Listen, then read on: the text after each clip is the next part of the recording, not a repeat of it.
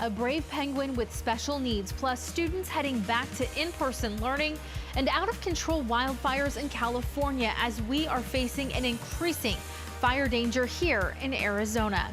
12 at 12 starts right now, 12 minutes, no commercials, and now we are live statewide. So we want to give a big shout out to all of our viewers. We're on TV and on the go on the 12 News app, Facebook, and YouTube. Hey everybody, it's Jen here. We are starting with breaking news. An Arizona police commander has been killed by a suspected drunk driver. According to law enforcement, Commander Jody McCouch of the Cottonwood Police Department was off duty riding his motorcycle through Cottonwood when he was hit by a car. We're being told a vehicle drifted left of center and hit him head on.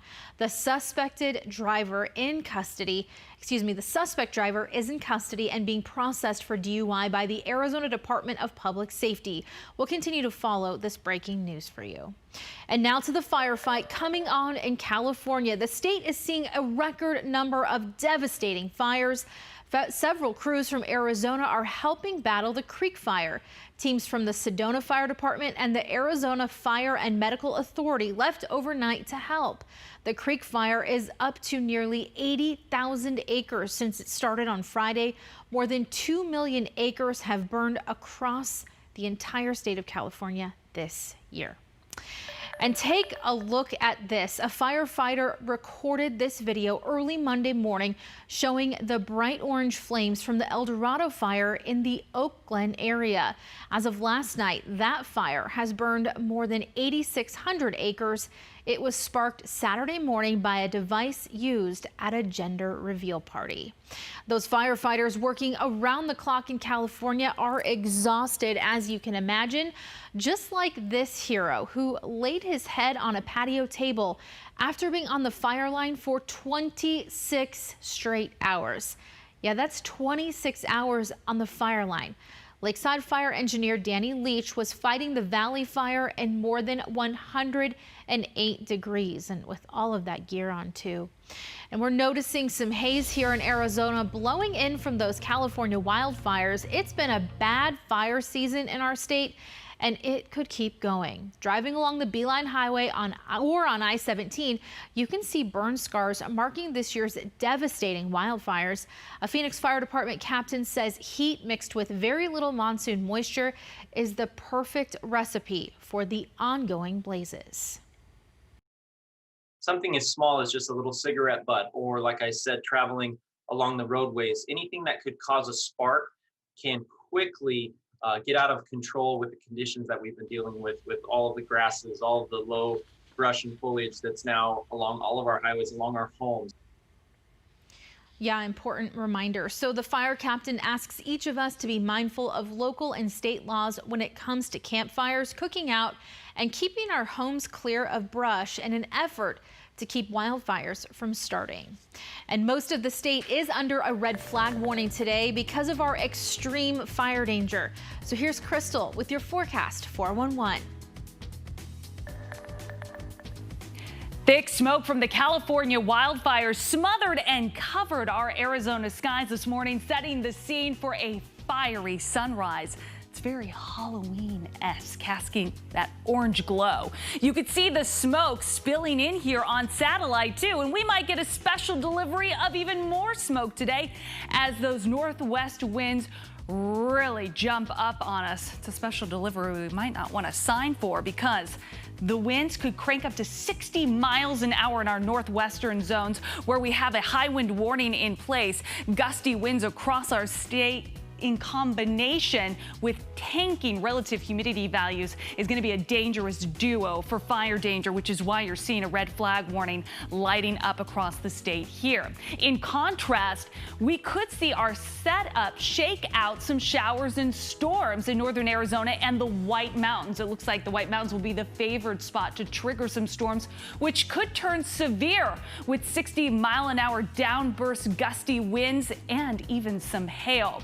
Watch out for some blowing dust in addition to the smoke in our skies. And then tonight, the cold front lives up to its name. Temperatures just jump up off the deep end down into freezing territory in our high country. In the valley, we could be waking up to 60s tomorrow morning, followed by double-digit highs. We're also looking at below-average highs following suit in southern Arizona and in our high country communities. All right, thank you, Crystal. We will take that rain wherever we can get it. Well, our summer full of record-breaking temperatures has caused a lot of damage across Arizona, and it's burning up our plants. Team 12's Michael Doudna shows us what all of this heat is doing to even the sturdiest desert plants and how you can save them. And I just started hearing a loud crack. So I looked up and I just saw the cactus falling over. This saguaro cactus, one of the hardiest plants to thrive in the harsh conditions of our Sonoran desert, a cactus that has lived in this North Phoenix neighborhood for more than 40 years, has fallen prey to the horrible heat this year. You know, if we were inside, what would happen if we were inside? What would happen with us? So.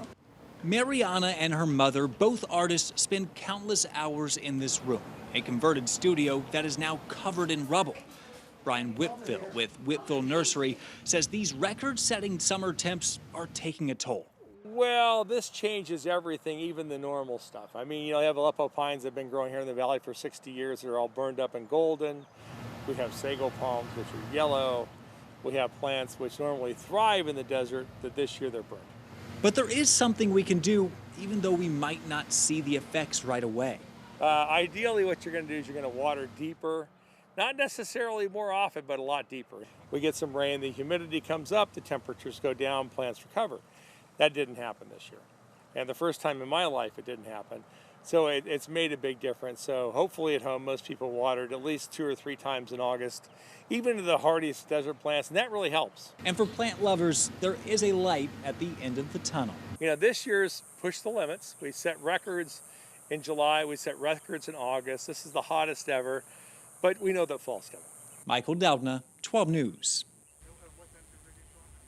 79.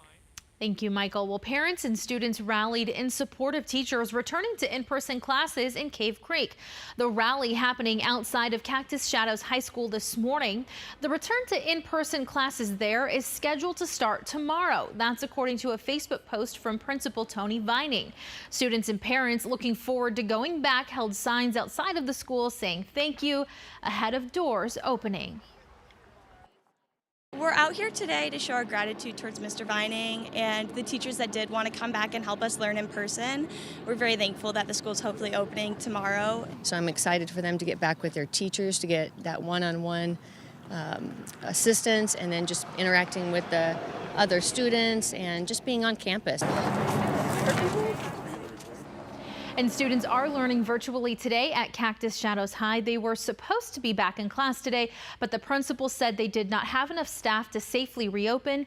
Other Cave Creek Unified Schools are scheduled to return to in-person classes today. Well, many of Arizona's counties have now been given the green light from DHS to provide hybrid learning, meaning a mix of virtual and in-person classes. Now, last week, Maricopa and Pinal counties met the Arizona benchmarks, but 5 counties still fall short. Those are Gila, Graham, Mojave, Santa Cruz, and then Yuma counties. Now, in order to meet the benchmarks, counties need to have a 2-week decline in cases, 2 weeks of positivity rates below 7%, and 2 weeks with hospital visits due to COVID-19 below 10%. And we would like to introduce you to a hardworking little girl named after Rosie the Riveter. She's less than a year old, and she just so happens to be a penguin at the Odyssey Aquarium. As Team 12's Bianca Bono shows us, her life has not been easy, but she's an example of perseverance that we could all use right now.